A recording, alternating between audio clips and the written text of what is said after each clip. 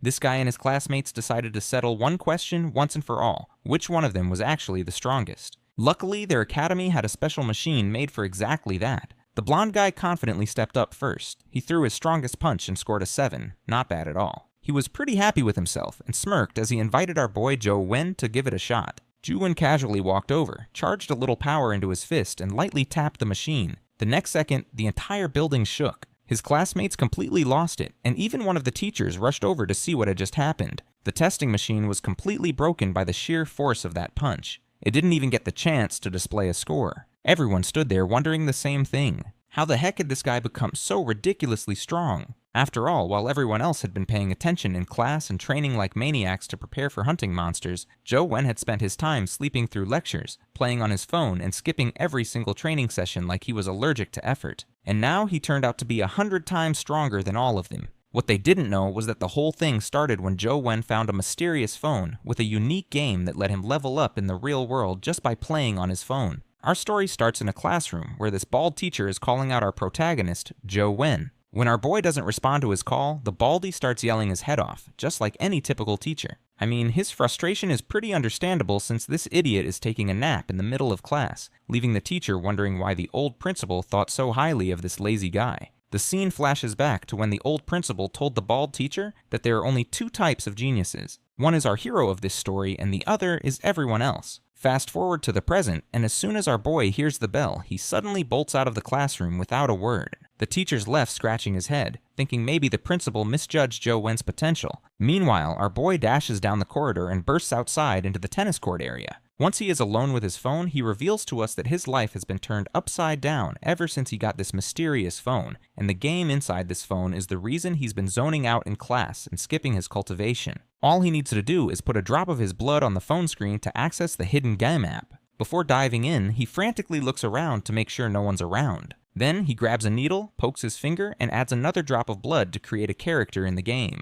As soon as the phone absorbs the blood, the crimson fluid starts to morph into a character, turning into an adorably chibi little avatar that Zhou Wen can play with in the game. The game's big selling point is that upgrading this avatar's abilities will also upgrade our boy in real life. No need to risk life and limb for cultivation, as he can just chill and play to improve himself. He quickly finds some monsters in the game and unleashes a flurry of punches with his avatar. He obliterates one ant with his powerful blows, and the other ant also gets a fiery barrage of punches for its trouble. As dusk starts to settle, we catch up with the bald teacher again. He shares that in the Commonwealth, it's pretty rare to find a genius who can cultivate primordial energy at just 16, but he's worried because there aren't many like Zhou Wen, who sticks to bitter meditation and hones his chi without any external help. Everyone at Guida High School had high hopes for our boy, believing he'd easily snag first place in the upcoming practical test. A month ago, something happened that shook the school's confidence in Zhou Wen. To see what really rattled them, we rewind almost a month and find students gathered around, buzzing with shock. Someone has challenged our boy, and what's even more surprising is that it's a girl. They're calling her crazy for taking on the school's prodigy on her very first day. As the 2 contenders face off in the middle of the basketball court, our boy asks if they know each other, but the girl doesn't bother with pleasantries and just tells him to bring it on. In typical reckless fashion, my guy charges at her, only to get hit with a gut-wrenching kick that sends him crashing into him. The girl is standing, and the boy is crashing to the ground like yesterday's trash with just one kick. The way she is standing, it's clear she didn't even break a sweat while delivering that kick. The crowd is stunned to see the result of this clash, unable to believe she took him down with a single blow. Their curiosity is piqued, and everyone is asking about who this mysterious girl is and what her name is. The bald teacher explains that ever since Zhou Wen was humiliated by that girl named An Jing, he's lost all motivation. All he does now is sleep and game, and the old man is seriously worried that if this continues, he won't have a future. But honestly, the old man might be overthinking things. In our boy's case, if he keeps gaming like this, he might become unbelievably powerful. After finally defeating some monsters, Zhou Wen's avatar grabs another explosion crystal, and as he absorbs the crystal, an arcane blue energy envelops him. When the blood avatar absorbs a primordial energy crystal in the game, it actually boosts the player's real-life abilities. Plus, the game lets players see stats that aren't visible in real life. A month ago, our boy's stats were pretty low, but thanks to the game, he's seen a significant boost. If he had only cultivated bitter meditation, he worries that even with years of practice, he might not have progressed as quickly as he has with the game. His only regret is that the crystals he collects in the game can't be brought into real life. If they could, he would have sold even the low-grade ones to rack up enough cash to live comfortably for the rest of his life. As the game continues, our boy finds himself up against another ant, and this one's giving him a tough time. It's a red mutated female. It's a red mutated female, and it's a mutated vigor ant, which is faster and stronger than the usual ones. Zhou Wen knows he can beat it with enough time, but just as he's focused on the fight, he hears footsteps approaching. It's Fang Ruoxi, a hottie in shorts, and our boy feels a surge of anxiety after seeing her around. He doesn't want her to find out what he's playing, and if his secret gets out, he's in big trouble. But abandoning this battle now isn't an option either.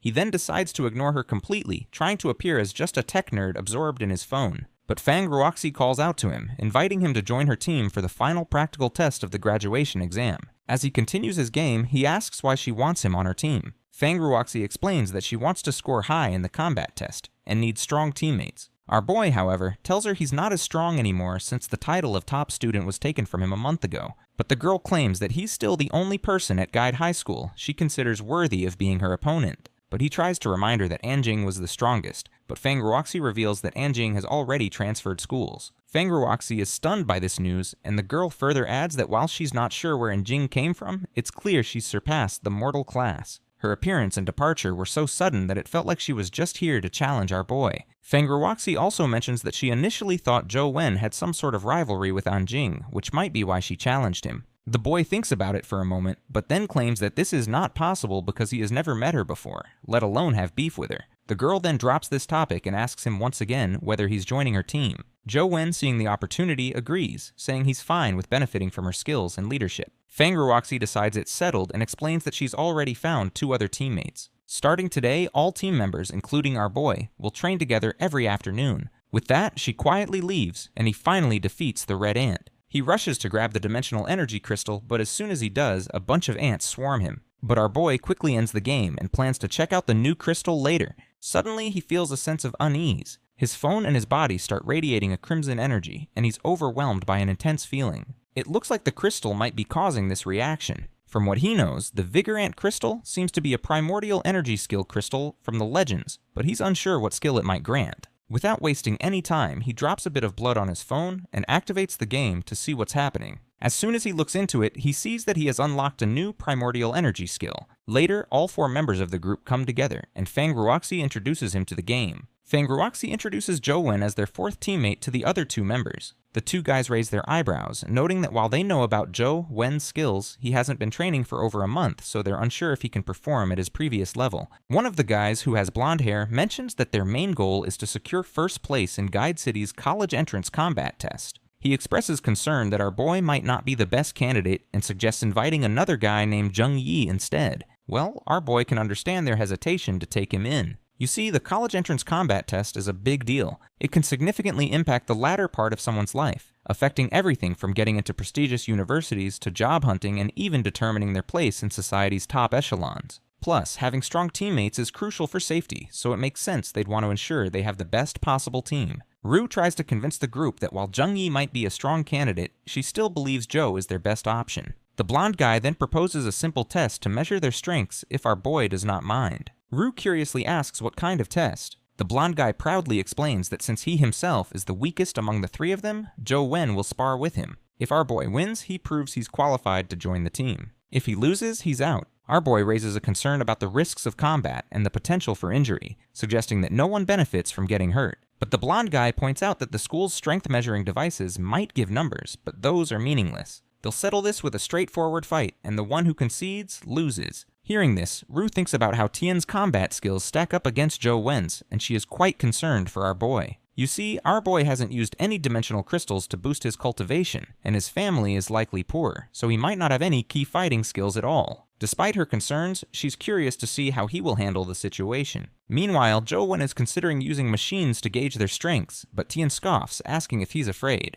Our boy just scratches his head, secretly worried that he might hurt them with a single punch. He decides to use the machines. Tian steps up first and punches the machine with all his might. As everyone watches in anticipation, the machine displays a strength score of 7 points. Zhou Wen reflects on how the number on the machine isn't exactly the same as the values shown in the game, but they're quite close. Before he started the game, he had similar power. Tian invites our boy to take his turn with the strength measuring machine. When my guy delivers his strike, the impact creates a loud noise that echoes throughout the school. The baldy teacher, who happens to be walking down the corridor, hears the noise and wonders aloud who's using the testing machine when everyone should be resting. So he curiously heads to the machine room, and as he opens the door quietly, he catches sight of Zhou Wen and the others. He is left scratching his head if our boy is the one who just threw that punch. And yep, it's definitely him. The room goes silent as everyone watches in awe when the machine displays a strength score of 10. Even the old man, who is secretly observing, is completely stunned. The old man starts to reconsider and wonders if Zhou hasn't been slacking off after all. Perhaps he's been practicing so intensely that he's only had time to nap in class. He even begins to think that the old principal's judgment about Zhou might actually have been spot on.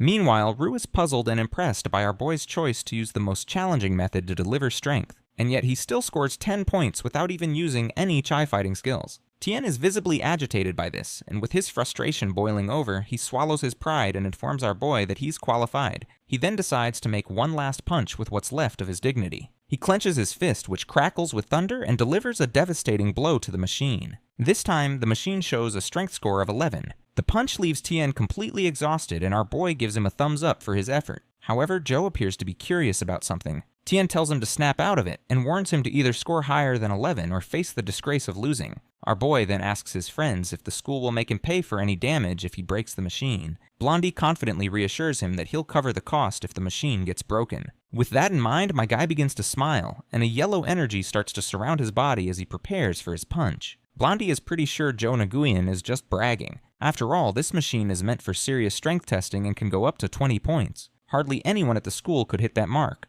But with his power cranked up, my guy lets loose with a punch flowing with chi, and Rue is shocked to see he's using chi fighting skills. The punch is so intense that the machine starts breaking down, its circuits frying from the sheer power. Everyone watching is stunned as he takes down the machine like it's nothing. The baldy is completely baffled to see this. He is pretty sure that this machine can easily handle strength up to 20 points, and to wreck it like that, you'd need a rank 8 or 9 key fighting skill. At that moment, the baldy's bald head recalls the principal's words about Zhou being the ultimate genius, and he has finally started to see why the principal made such a bold statement about our boy. Even Rue has always known our boy is strong, but seeing it in action was a real eye-opener for her. As the evening sets in, our boy takes a leisurely stroll down a quiet city path. While walking, he can't help but remember his fight with Njing. It baffles him why someone at her legendary level would bother challenging someone still in the Mortal League. He's pretty sure he's never left Guida Province before, so he has no clue when he might have offended her. Out of the blue, his phone rings. It's his dad, asking if he'll be coming to his wedding.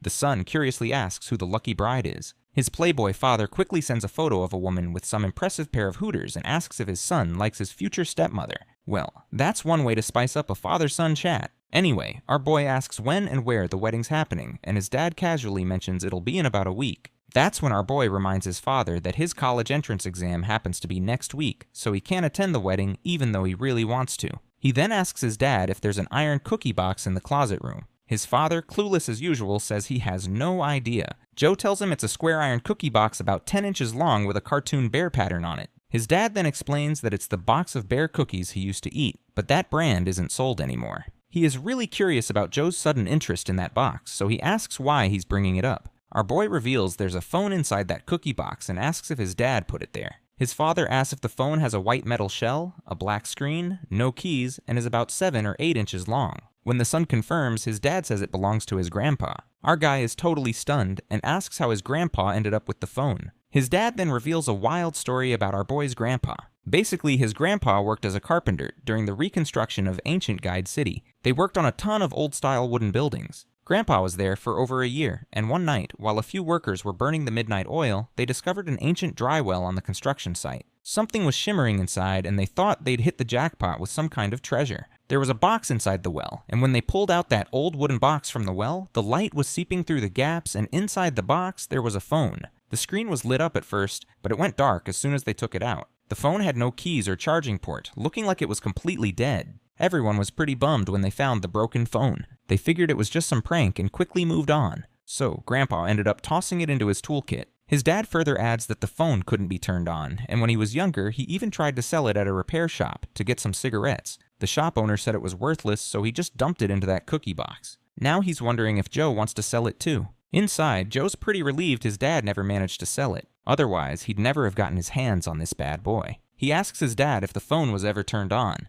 His dad says definitely not, and mentions it's been sitting unused for decades. His dad wraps up the call, saying he's got other stuff to do. He's already given the wedding info, so it's up to Zhou if he wants to come or not. Once the call wraps up, Zhou reflects on how his real combat test will be held in Ancient Guide City. He decides it might be worth checking out the old well for any clues or leads. He heads back home and starts reworking his game plan. Days pass and he falls into a routine, napping through class and snoozing under a tree while everyone else trains, all the while gaming away. Several days later, in the school corridor, two students are sprinting down the hall. A guy in glasses crashes into another guy dressed like he's from some aristocratic society. The glasses guy hits the ground hard from the impact, but the blonde guy barely flinches. He just stands there, giving off a weirdly creepy vibe. The blondie begins to walk away with his entourage, and the people behind whisper among themselves about how intimidating this guy looks. The next scene takes us outside, where we meet Tien again. He announces he's quitting the group because a friend has already invited him to another team. With that, he walks off, leaving our boy wondering if Roxy has a backup plan since the test is right around the corner, and finding a new teammate now is nearly impossible. He calls out to his other teammate, Li Zhu, and asks if he knows Tien left the team. Li Zhu drops another bomb. He can't team up with our boy either, and asks not to be questioned about why he's quitting. Finally, we meet Roxy, who looks sad and dejected. It's clear why she's upset. Her team's numbers have dwindled. When she spots our boy, she quickly apologizes, but he tells her not to stress. He reveals that he should be the one apologizing because he's the reason everyone is leaving. Apparently, there are people out there gunning for him, which is why his teammates left the group. She then points out that she has no clue who our boy has offended, but she's sure that whoever it is holds a lot of power, so he should be careful. He agrees, and they part ways. His mind is racing about the upcoming test, and he's stressed about finding trustworthy teammates in time. Heck, even his most trusted friend Roxy does not want to team up with him anymore, given all the danger he is attracting. As he walks away, the bald teacher calls out to him. Once Zhou meets with him, the teacher reveals that Inspector Ang is from the military and his full name is Ang Tianzuo. He asks if Zhou knows him, and our boy confirms he doesn't. The old man finds it odd because if Zhou doesn't know him, why would such a high-ranking military officer criticize a high school student by name during his inspection in Guide City? Our boy then asks who this man really is, so the bald teacher breaks it down. The Earth Federation is divided into 4 regions: East, South, West, and North. Inspector Ang is young, but comes from a famous family. At just over 20, he's already a senior officer in the East Region military, making him a remarkable figure. The boy then asks if Inspector Ang is trying to target him. The teacher says he can't be sure, but Ang Tianzuo did mention that our boy wasn't a good student, and everyone agreed with him, especially those wanting to please Inspector Ang. Our guy gets furious and asks if a senior officer like Ang doesn't realize how his words could ruin a high school student's life. He then asks if Ang is related to Anjing, the woman he fought a month ago. The baldy says there's a chance, but they shouldn't jump to conclusions. Right now, the most important thing is to find our boy a team so he can sign up for the test. The deadline is the day after tomorrow, so there's no time to lose. His teammates can't be just any ordinary students. The old man reveals that there's a student named Li Xuan in their school. If this student accepts our boy and his team, Baldy believes no one will make things difficult for him. However, there's a condition. Our boy has to do his best to help Li Xuan get a good score, and Li Xuan must have the highest score among the 4 team members. The boy asks if the old man is implying he should give his points to this newcomer, to which the old man agrees, stating that this is his only chance to participate in the match. The boy agrees to the terms and tells the old man to contact Li Xuan for him. After that meeting, Zhou then calls his father, asking about Inspector Ang Tianzuo and if he knows him. That's when his father drops a bombshell. Ang Tianzuo is actually our boy's brother. This news hits our boy like a thunderbolt out of the blue. His father explains that Tianzuo is the son of his stepmother. Once his father marries her, Tianzuo will be officially his brother. And as if that wasn't enough, his father also reveals that our boy has a sister named Anjing. It suddenly clicked to our boy why that girl, Anjing, appeared out of nowhere and challenged him in front of the entire school. It was probably just to tarnish his reputation. He quickly asks his dad if those two actually like their new father. In response, the dad claims that they both respect him a lot. After ending the call, the only thing on Zhou's mind is why these siblings are trying to mess with him. He wonders if they disapprove of the marriage between his father and their mother. He reflects on how Tianzuo flaunted his authority, tried to block him from joining the exam, and Anjing defeated him with a single hit, all because he's just way too weak to stand against them. Nonetheless, he heads back to his messy, stinky apartment and dives into his game, figuring leveling up is the best way to tackle these problems. After taking down a mutated ant, he gets a special drop, a symbiotic egg. Zhou gets excited to see this because he knows it's rare for someone at the mortal level to get a symbiotic pet, since most people get theirs at the legendary level. As soon as his blood avatar tries to grab the egg, it starts to crack and hits him right in the chest. Suddenly, a voice echoes in his head, calling him master and pledging loyalty, even saying it would die for him. He feels this intense pain coursing through him, and he quickly sits back on his bed with his head aching like hell. But then, he notices a new tattoo on his hand, and once he checks his mobile phone, he sees he's now got a pet, known as a mutated immense strength ant.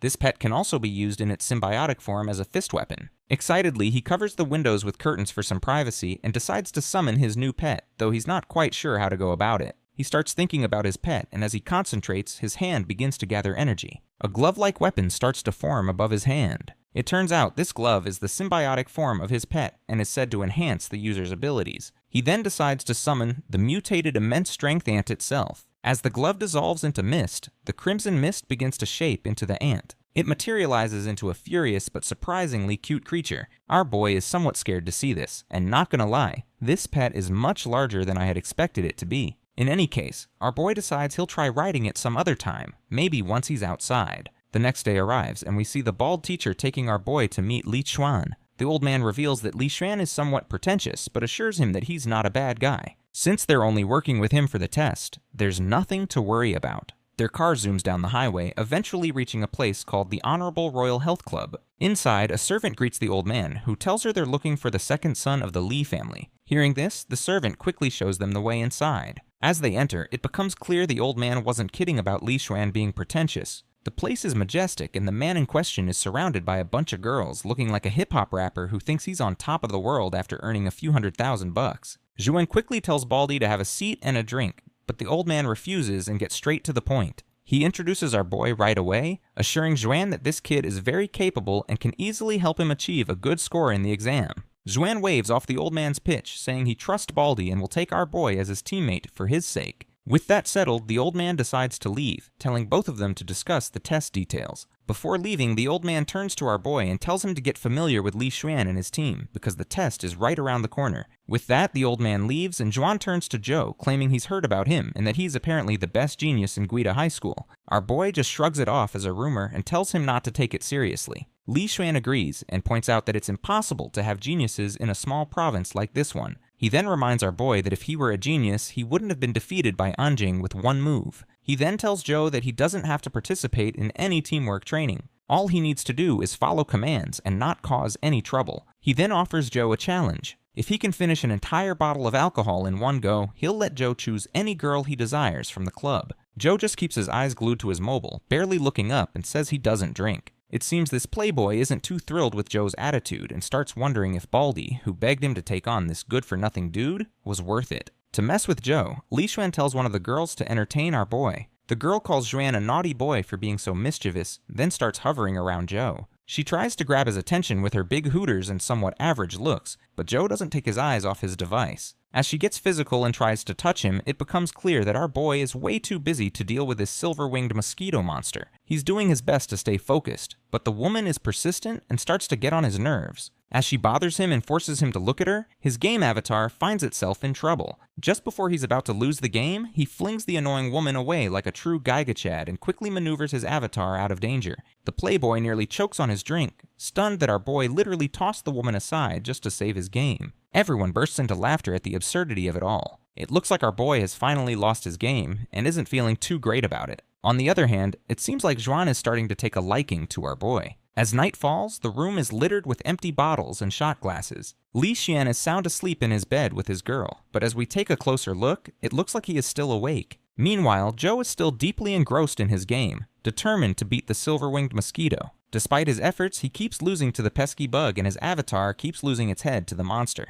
After playing through the night, all his attempts have ended in failure. The mosquito isn't quite at the legendary level, so it should be possible to take it down. Zhou thinks that if he can land a rank 9 power punch, he could really hurt it. But since the punch takes forever to execute, he's wondering if he can mix it with some high-speed move. Since his game character is based on him, Zhou figures that if he improves his real-life power punch, the game character will sync up with those gains. He starts practicing his punch, hoping to boost his in-game performance. As Zhou trains, Li Xuan sneaks a curious look at him, intrigued by his relentless dedication. He has no clue what our boy is practicing, and the whole 1-inch punch thing sounds like gibberish to him. He shrugs it off, thinking he might have some special skills, but seeing nothing impressive about his moves, he decides to go back to sleep. The college entrance exam finally arrives, and our boy diligently fills out his answer sheet, and we see Li Xuan also taking the exam. Once the exam is over and everyone spills out, it's clear that it was a pretty grueling exam, as everyone looks pretty dejected. A few days later, a bus full of students zooms down the highway, heading towards the ancient Gaida city.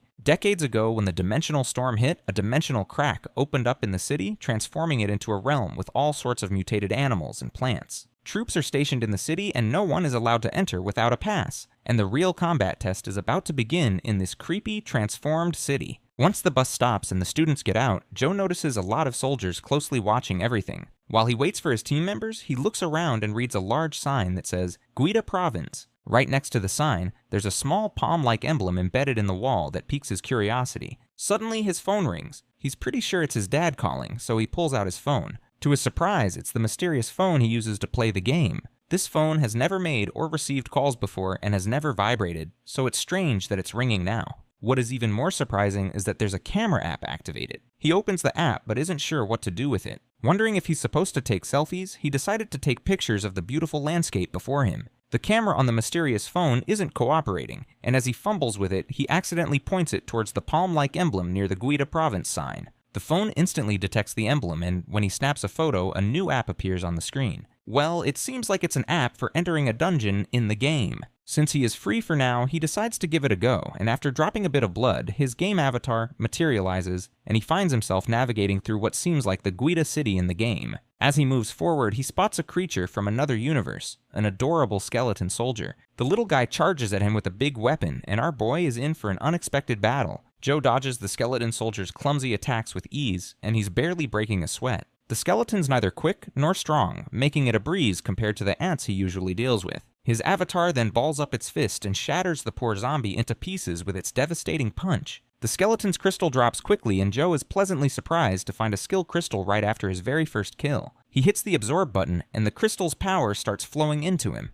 It's not as painful as he'd expected, much smoother than his previous experiences with skill absorption. The system then pops up, announcing that he's acquired the Skeleton Palm skill with a key consumption of just 1 point. Looks like Zhou's off to a solid start. But he does not seem too thrilled though, because he remembers that skeleton soldiers are mostly low level and their skills are basic, consuming minimal chai. Still, he decides to push on and see what his new skill can really do. He quickly summons his mutated immense strength ant with a burst of light and hops onto its back. The ant charges through the ancient city, its speed impressive as it plows deeper into the area, and shortly after he encounters more skeleton zombies. He slices through them effortlessly, treating them like mere practice dummies. He is sure that each kill is going to rack up more crystals, so he is enjoying the thrill of the hunt. After a while, our boy's excitement dwindles as he realizes he hasn't gained anything, despite having taken down a ton of skeleton soldiers. As he ventures further into the dungeon, he encounters something unexpected, a bunch of little skeleton zombies guarding the final boss, a much larger skeleton seated atop a horse. The skeleton knight wastes no time, moving with incredible speed and landing a solid hit that pierces through Zhou's avatar, killing him instantly. When the game ends, he looks back at the emblem near the signboard and is certain that beyond that door, Guida Province holds many more mysteries. Suddenly, someone appears behind him. As soon as he turns around, he sees his stepsister, who, as usual, doesn't seem particularly thrilled to see him. Shortly after, we see Zhou holding a pen drive, and we are not sure how he got this little thing.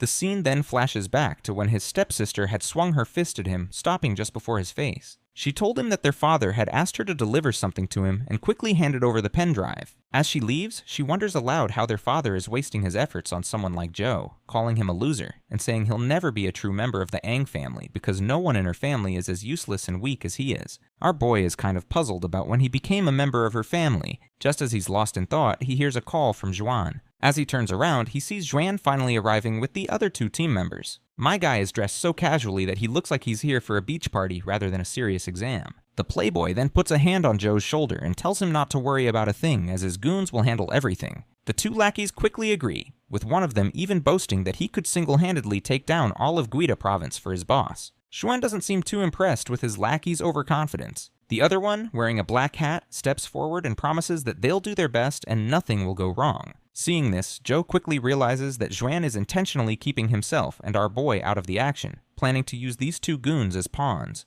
The time for the test finally arrives, and a soldier tells everyone to report to the invigilator. That's when we catch sight of Ruaxi, and our boy spots her too. He flashes a pleasant smile and gives her a thumbs up, which seems to relieve her a bit, seeing that Zhou has finally managed to join a team. The city gates begin to crack open, emitting a bright blue energy that forms some kind of portal. A guy in glasses, probably the Invigilator, steps up and explains the rules. Points will be calculated based on the number of crystals collected by killing skeleton soldiers, and the number of crystals will also determine their ranking. With that, he tells everyone to step forward and enter the gate.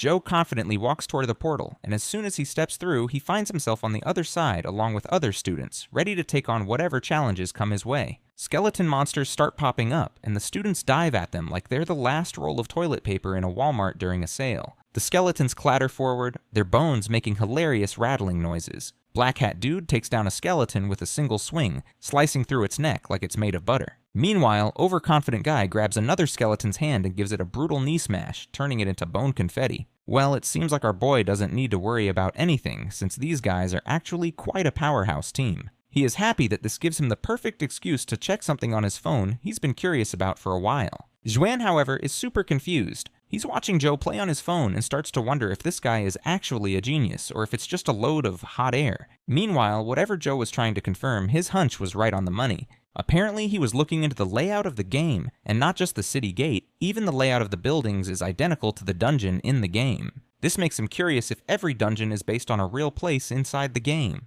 As soon as he realizes this, his face goes pale as if he's about to crap his pants. If this real-world setting is actually similar to the game, then the Skeleton Knight must exist as well. But thankfully, according to the area he explored in the game, they are still far from the Skeleton Knight. As long as they stay in the testing area, they won't encounter that monstrosity again. After a bit, our group regroups and starts planning to head deeper into the city. But our boy is pretty hesitant to push further, and we already know the reason behind his hesitation.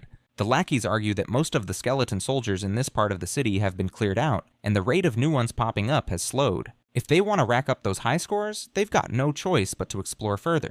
Zhou tries to make them see that leaving the testing area could get seriously risky, but Juan just shrugs and states that if our boy is scared, he can stay behind. The lackeys also agree, saying going deeper is their only real shot at scoring big. So, Juan tells Zhou to stick with them and promises that even if things get hairy, his lackeys will have his back. Seems like Zhou's in a bit of a pickle because he can't exactly spill the beans about the big bad monster waiting around the corner. So he tucks his phone away and decides to stick with the team for now. He is also thinking of fighting that Skeleton Knight in the game in order to figure out the strategy to defeat it. It's his only shot at making sure both he and Li Xuan make it out of this mess alive. As the two lackeys charge ahead, they're smacking down skeletons left and right with their flashy powers. Meanwhile, Zhou and Juan are just casually strolling along, with Zhou completely absorbed in his game. He's getting his virtual behind handed to him by that pesky Skeleton King over and over. After another defeat, Zhou faces the harsh reality, which is that dodging or jumping doesn't help because that knight's sword always finds its mark and is way scarier than the silver-winged mosquito. But then he remembers that the Skeleton King isn't super agile all the time, and it only speeds up when it's charging at him. He is pretty sure that the monster must be using chi fighting skill to pull this high-speed move. He is not sure how to deal with this, and if it continues like this, they are all going to get wiped out.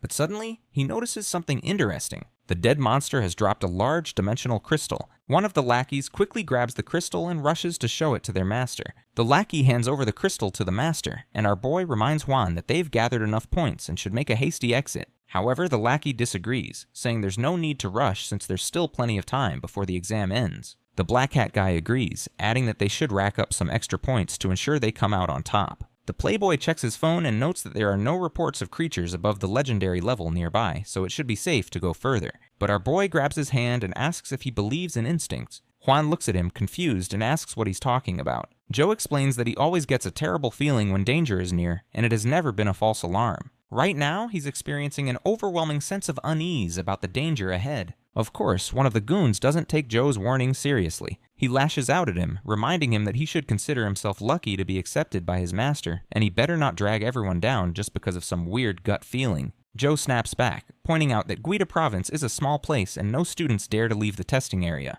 Besides, they've already earned so many points that they'll maintain their advantage as long as they keep hunting in the testing area, so there's no need to venture into the unknown. It seems Zhou's words strike a chord with Juan, forcing him to admit that our boy has a point. But suddenly, the black hat guy pulls out a sharp dagger and thrusts it right into Juan's back. After delivering that cowardly blow, this bastard grins like a cat who just caught a mouse, enjoying his little act of treachery. The blonde lackey tries to step in to protect his master, but ends up getting taken down by the black hat guy too. With a menacing look in his eyes, the black hat guy tells his fallen comrades to just die like dogs. The playboy admits he didn't see that coming, and in an instant, his wound heals completely and he looks at the treacherous black hat guy, asking if he was sent by his brother. The black hat is surprised to see that a playboy like Juan knows the chi spell, known as Invincible Constitution. Here's the explanation of this chi spell thing. You see, chi spells are different from chi fighting skills or dimensional crystals. They're specific techniques created by humans, each with its own cultivation limits. Invincible Constitution is one of the rare spells that can raise a person's maximum level straight to the epic tier. However, it's said that only virgins can practice this spell, and once they lose their virginity, they must start over from square one. Our boy is skeptical about Juan practicing this spell, considering he is always surrounded by peachy cheeks to smash.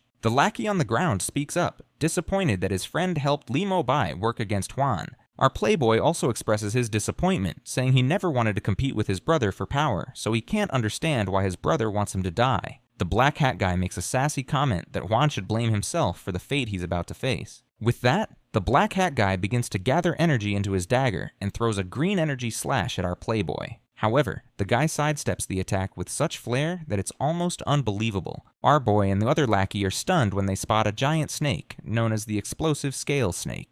It becomes clear that the black hat guy is not an ordinary opponent, as no one could summon a legendary level creature like this. Meanwhile, Juan just stands there like he couldn't care less. He casually explains that legendary level pets can be hatched if someone at that level is willing to pay a hefty price to transfer the creature's symbiotic egg. The scrawny trader looks impressed by all the knowledge our playboy has been dropping, but he quickly picks up his momentum and lunges at Juan with the dagger. Juan, however, just grabs the dagger with his bare hands like it's no big deal. The black hat guy's jaw drops at the sight because he's clearly not ready for this level of badassery. Our playboy's calm face turns into something straight out of a dark fantasy.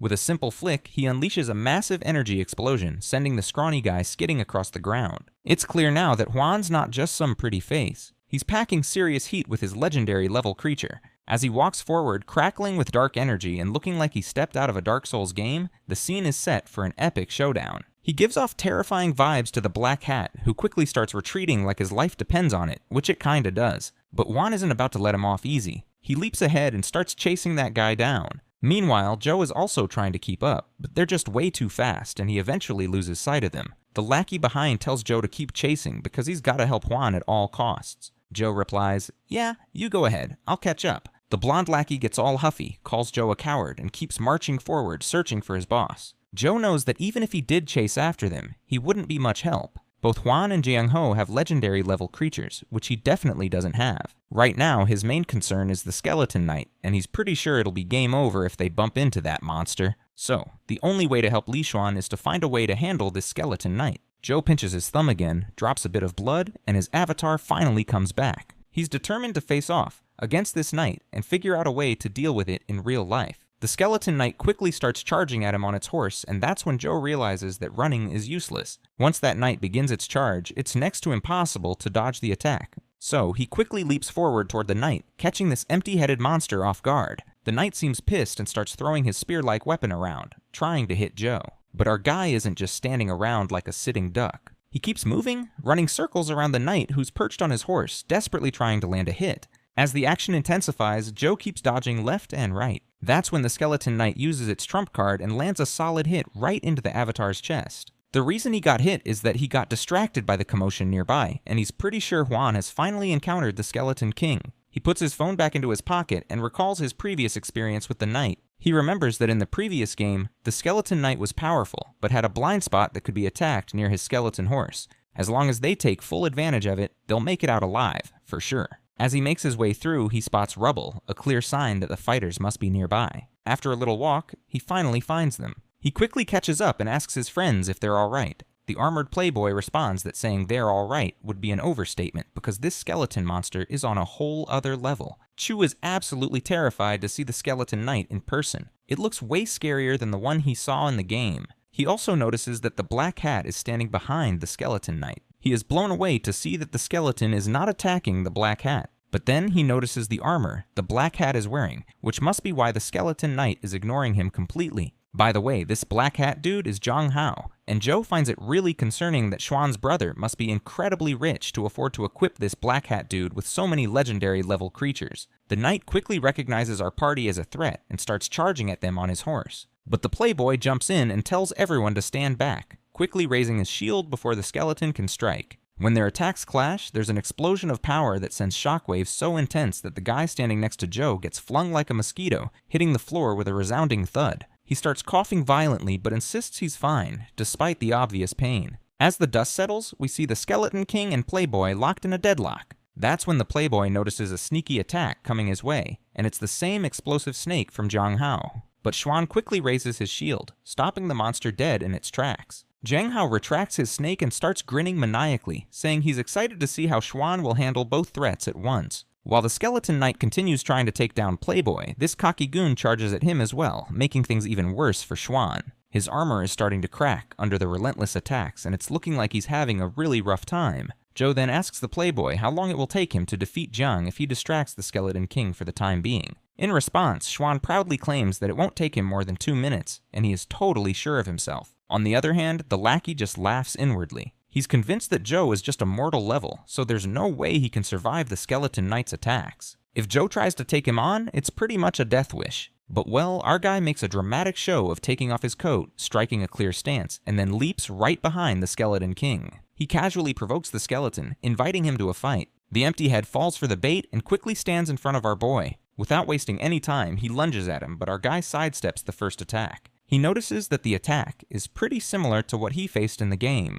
However, as the horse takes another step, its massive leg shatters the ground on impact. Our guy quickly rolls to avoid a direct hit and starts dashing around like a madman to stay out of harm's way. Zhou realizes that unlike the Skeleton Knight in the game, this one in real life is way more agile while attacking. Their back and forth continues, and as the knight keeps trying to tag him, our guy keeps dodging left and right, staying just out of reach. He then balls up his fist and lands a solid punch right into the horse's ribs. But it's clear that his punch is about as effective as a mosquito bite on an elephant. The Skeleton King seems to be having a good time poking at this weakling, while our boy tries to figure out if the skeleton has any weak spots. Meanwhile, the other blondie finally gets to his feet, feeling pretty pathetic because our guy has managed to stall the Skeleton Knight even without a symbiotic pet. Even the black hat dude is totally baffled to see that our boy can keep up with this monster quite easily. Just then, Zhuang reminds this black hat that it's unwise to let oneself get distracted. He delivers a devastating blow right to the bastard's face, which sends him flying like a ragdoll. Surprisingly enough, the dude manages to regain its footing and challenges Zhuang, making it clear that he won't back down unless he's killed or he's taken out his opponent.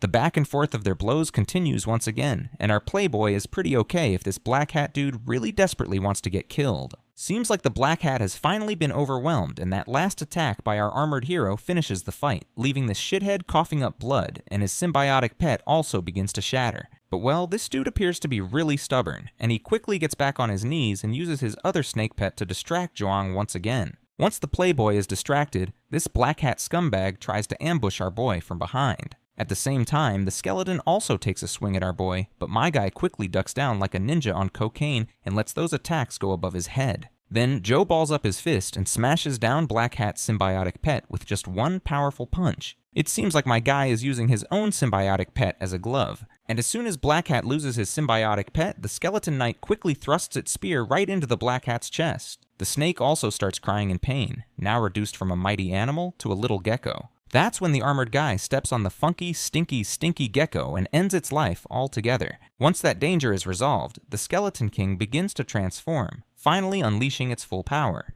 As the monster exudes this menacing aura, it quickly launches an attack at our boy. The speed of the skeleton's attack is so fast that my guy has no way to dodge it in time, and just decides to take it head on. But that's when Li Xuan steps in, quickly deflecting the attack. Well, it seems like the attack was so powerful that Zhuan ends up taking the brunt of it, and his armor starts to shatter like fragile glass. Seeing this, our boy starts losing his crap, realizing that even the armored guy is finding himself on the edge. On the other hand, the Skeleton King prepares to attack them once again, and both of them quickly start running. That is when the playboy comes up with a plan. Our boy will be responsible for dealing a death blow to the skeleton, and the armored guy himself decides to distract the skeleton. As soon as the Skeleton King launches its attack, the armored fella swoops in and quickly blocks it. While he's busy dealing with the Skeleton King, our boy finds an opening, appears right behind the empty head, and balls up his fist, delivering a devastating blow which starts burning the skeleton fella and rattles the entire area. Just as the dust settles, the Skeleton Knight stands as menacingly as before, leaving our boy surprised to see that this dude didn't even flinch. The skeleton quickly tries to strike our boy, but my guy leaps out of harm's way like dodging these attacks is second nature. The armored guy once again blocks the knight's strike head on. My guy then unleashes a fiery barrage of punches that start burning the skeleton king. The punches are so fast that they create a giant explosion after landing. The knight guy is absolutely boggled that they delivered so many attacks, but this guy is still unfazed. But in the settling haze, we see that the knight is pretty pissed. Our boy also notices a scar on the skeleton's face. As we take a closer look, we see there's indeed a crack in that thick-skulled head. The armored guy quickly figures out what needs to be done, so he flings our boy into the sky, while he himself distracts the skeleton king with a deadly punch. As the skeleton king looks up, all it can see is Zhou coming down fast. The skeleton tries to swing its sword, but Zhou Wen pushes himself to the limit, pinning the sword to the ground. With the skeleton king unable to defend, Zhou crashes down, delivering a devastating punch right to the top of its skull. The punch is so powerful that the knight's skull finally cracks, causing a massive explosion. Our boy flashes a satisfied grin as the skeleton king disintegrates into a pile of rubble, leaving behind a crystal, which is a clear sign of victory. Our boy doesn't waste any time and squats down to grab the crystal. But it turns out it's not a crystal at all. It's a symbiotic egg. Well, that's just even better. Nevertheless, Li Xuan just starts walking off as his armor fades away, telling our boy he can keep the egg for himself. He grabs his hoodie, puts it on, and reminds Zhou that if it weren't for him, they'd already be dead. So, it's a thank you gift for all of Zhou's efforts. But then he also reminds our boy that his level is too low for hatching a legendary level creature, so he better not hatch the Skeleton Knight's symbiotic egg rashly. The boy nods, and that's when Zhou Wen spots his gauntlet and asks how he managed to get his symbiotic pet. The playboy is suspicious because only with the invincible constitution could someone handle a legendary level creature like the Black Armor Soldier. He wonders if Zhou might actually be at a legendary level. Zhou quickly sets him straight, saying he's just at the mortal level, but this revelation just shocks Zhou Wen even more, because apparently creatures at the legendary level are more powerful, and forming a symbiotic egg is harder with weaker creatures. But since mortal level symbiotic eggs are rarer than legendary ones, Zhou Wen's feeling pretty jealous of Zhou's rare mortal level pet. Zhou then worries about whether anyone saw the dead black hat guy. The playboy just shrugs it off, saying the guy had it coming and reassures Zhou he'll take care of it. But our boy still remains kinda tense, so the playboy gives him a reassuring pat on the shoulder and tells him to relax. He promises that once they get out of here, Zhou can apply to whatever college he wants, and he guarantees to help him with that. They both walk out of the portal with their injured companion, and Zhou Wen quickly fills the instructor in on what happened inside the gate. Once everything is settled, Zhou Wen decides to leave, and Zhou exchanges last goodbyes. While the playboy zooms out in his private car, Zhou takes the bus back to the city. When the bus arrives, he steps outside, feeling really cold and a bit anemic, probably due to losing too much blood during the game. He decides to help himself with some iron-rich food. As Zhou walks down the street, he accidentally kicks a person on the ground who's smeared in blood. Initially, he's shocked, thinking he's found a dead body, but the mysterious man quickly sits up and reassures Zhou that he's still alive, just dealing with some nagging pain. Zhou starts to walk away, but the old-looking guy invites him for a quick chat since they've crossed paths. Our boy isn't much of a talker, but the old man insists on asking a few questions. Even though our boy has no clue what they are going to talk about, he agrees to stick around nonetheless. The conversation starts off unexpectedly when the old man asks if Zhou likes women with big breasts. Chu is startled by the question, but after a moment of imagining both flat-chested and big-breasted women, he decides he prefers the former. The old guy bursts into laughter, saying he shares the same preference. He goes on to explain that women with smaller breasts are better, and that only those who are stupid would prefer larger breasts. Zhou awkwardly starts imagining how a woman with large breasts would have a hard time controlling them during a fight, especially if the jiggling physics is turned up to the max. The perverted old guy then asks another unexpected question. Does our boy prefer cuddly and gentle women, or short-tempered and sassy ones? Chu isn't sure what to say, and he just wants to go home. So, to finish the conversation right here, he decides to pick the most wrong answer and reluctantly says he prefers short-tempered and sassy ladies. The old man goes quiet for a moment, but then his eyes sparkle with admiration as he agrees that he loves sassy women as well. He explains that such women are interesting and cute, and that girls with gentle personalities aren't much fun. He also points out how he didn't expect our boy to have such discerning taste at a young age. My guy facepalms himself, thinking about his stepsister who had brutally kicked him around, so he does not get why anyone would like a girl with no sympathy. The old man, however, happily states that it's rare to meet someone with such good taste like Zhou. Zhou then asks where the old man lives, hoping to walk him home. But this pervert man doesn't bother to respond to our boy's query, and instead mentions that Zhou can't hit on girls unless he's healthy. Since Zhou is low on energy, his good taste won't get him very far. The old man proceeds to give Zhou a small notebook and tells him it contains a chi spell he can practice. Our boy is shocked to hear this, and the old man explains that the spell will make any woman obedient, no matter how difficult she is, so he better take this technique and practice it to its fullest. Zhou feels reluctant and mentions he's already practiced other QE spells, so he does not need this one. But the old man highlights that while this true demonic record is not a top key spell, it is still more powerful than the bitter meditation. Our boy is shocked to realize that the old man already knows that he has practiced bitter meditation, so he curiously asks how in the hell this crummy stranger knew he had practiced bitter meditation.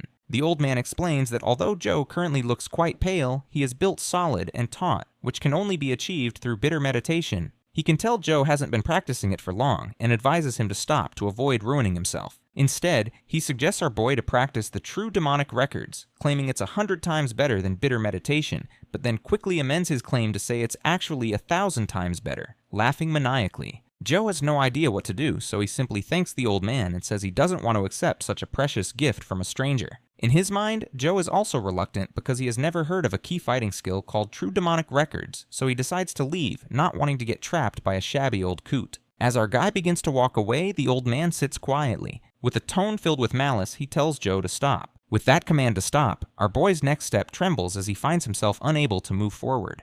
His face goes pale, and suddenly he is dragged back to the same spot he was standing before. The old man, who introduces himself as Jin Dioxian, states that he does not like hearing no as an answer, and that no one who has said it has lived afterwards. The name Jin Dioxian quickly clicks in our boy's mind, and his eyes widened in disbelief. He remembers it's a name recorded in history books, born in the most chaotic time when dimensional storms befell Earth. Jin Dioxian is known as the most ruthless and terrifying man in human history, the devil who drowned the Federation in blood and killed 27 people who were at the epic level, one after another. The old man then asks Zhou if he has changed his mind or still wants to refuse the true demonic records. In response, our boy quickly says he will absolutely take it. The old man finds it odd that he agreed to take them so easily and curiously asks if he is bluffing or actually wants it, since our boy had already said before that he would never learn the true demonic records. While my guy does not say it out loud, he admits to himself that he has no intention of learning them. He knows that if he did, he would end up being wanted by the Federation, just like this old coot. Jin then decides not to give the true demonic records to Zhou, believing that even if he did, Zhou wouldn't practice it.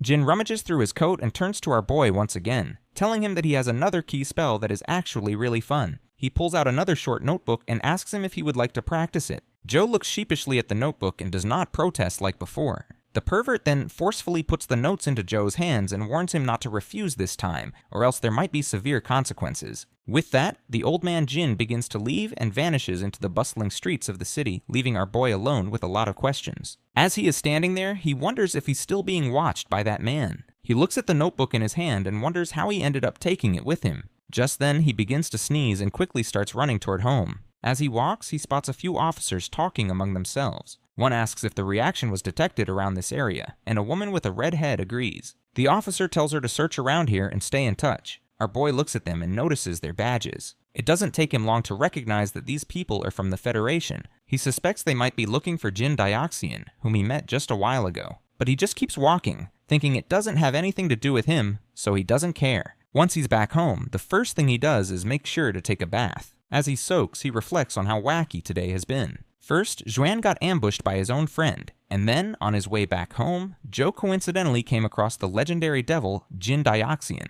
All he wanted was to get cozy in his room and play his game to the fullest. He then looks at the chi spell notes that Jin gave him and wonders if they will be of any help. Nonetheless, he falls into his bed for some good sleep. Just as his mind drifts into the realm of dreams, he begins to see monsters surrounding him from every side. The dream is so overwhelming that he jolts awake in his bed, utterly sweating profusely. He quickly stands up with his shaky body and begins to puke into the toilet, his head spinning from the intense pain. He has no clue what's going on with him. Suddenly, his eyes fall on the key spell notes that the old man gave him, and he notices some words flashing on the page which says, Lost Immortal Sutra. He quickly grabs the notes and thoroughly scans them from all angles, but he finds nothing unusual. Well, this makes him only think if he's really just anemic. Thanks for watching, and stay tuned for the next video.